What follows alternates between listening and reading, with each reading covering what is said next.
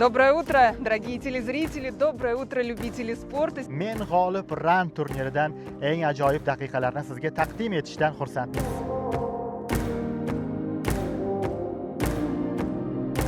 o'n kilometr masofaga start ajoyib tarzda amalga oshirildi. Да, наблюдаем за бегунами на дистанции 10 километров. Надеюсь, что эта дистанция пройдет для них очень успешно. У каждого участника есть соответственный чип, его нельзя мять, куда-то класть, потому что если он будет поврежден, соответственно, ваш результат не будет засчитан.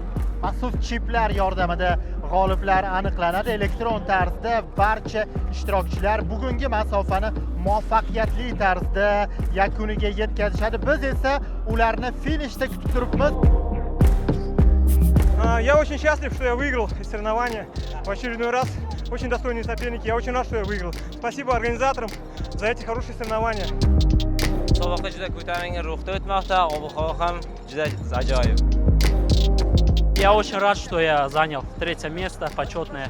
Я очень доволен. Была тяжелая гонка, потому что я буквально недавно только выздоровела. Поддержка зрителей просто подбадривает, не давая вообще нигде сбавить, поэтому это еще больше мотивирует. Men doimo o'zim ishtirok etaman. Yoshim endi 52 ga qaramasdan mana oldin hech yugurmaganman. Lekin mana 3 kilometr, 10 kilometr va mana xudo xolisa yana marafonda tashkil qilingan bo'lsa, yana rejalarim bor. 20 kilometr yugurishga ham tayyorman. Komanda uchun yuguryapman-ku.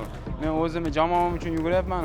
Mudofaa vazirligi uchun yuguryapman. To'xtashim kerak emas. Menga haqqim yo'q to'xtashga deb yana yo'limda davom etib, biz vatanimizni himoya qilish uchun hamma narsaga tayyor ekanligimizni yana bir bor o'zim uchun eslata oldim. Bizani Night Run yugurish klubimiz bor. 50 dan oshiq vakillar bizlar bilan birga yugurishda. Eng muhimi yugurishdan biz zavq olamiz, mazza qilamiz. Hammaga rahmat. Oldinda esa 3 kilometr masofaga yuguruvchilar tayyorgarlik ko'rishyapti.